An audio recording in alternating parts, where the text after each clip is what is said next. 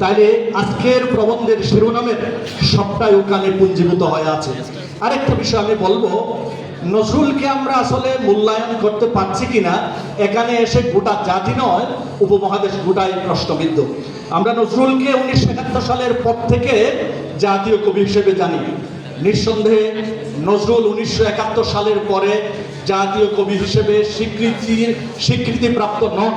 নজরুলের এই জাতীয় কবি অভিধাটা তিনি পেয়েছেন 1929 সালে কলকাতার অ্যালবার্ট হলে। নেতাজি সুভাষচন্দ্র বসু যেখানে মুখ্য আলোচক ছিলেন আজকে আমাদের নুরুল আমিন স্যারের মতো, সেখানে বিজ্ঞানী, আমাদের একজন বিখ্যাত বিজ্ঞানী প্রফুল্লচন্দ্র রায় সভাপতিত্ব করেছিলেন। সেখানে এস ওয়াজেদ আলী তিনিও গুরুত্বপূর্ণ অতিথি ছিলেন। তাইলে নজরুলের যে জাতীয় কবি স্বীকৃত, সেটা শুধু বাংলাদেশের 55,599 বর্গ মাইলের জন্য নয়, সেটা বৃহত্তর বঙ্গ।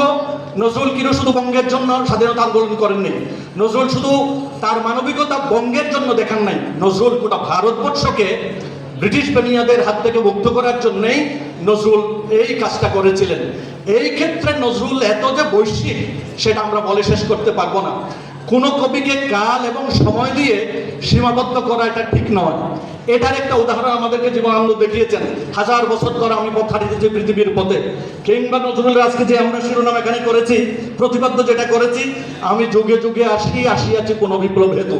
আমি এই ক্ষেত্রে বলতে চাই নজরুল শুধু পৃথিবীর জন্য সীমাবদ্ধ নন।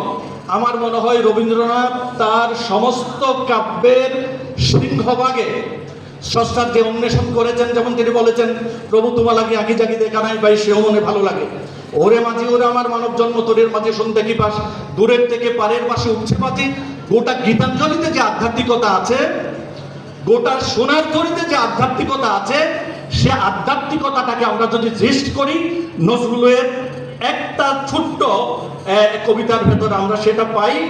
আমি যার নুপুরের ছন্দ বেনুকার ফুল কে সেই সুন্দরকে। বিস্তৃত গীতাঞ্জলি রবীন্দ্রনাথ যে স্রষ্টাকে অন্বেষণ করেছেন, সমস্ত কিছু সৃষ্ট নজরুলের স্রষ্টা অন্বেষণের এই 2-3 লাইনের কথায় নজরুল নিয়ে আসছেন।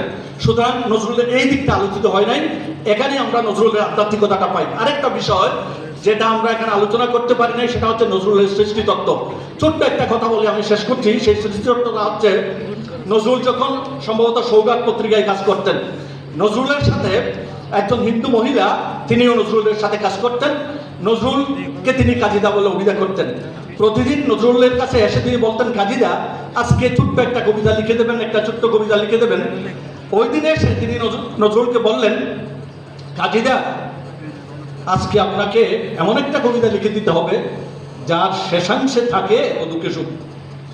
নজরুল সেকেন্ডও চিন্তা না করে তাকে বললেন যে তুমি লিখো। কি লিখবে?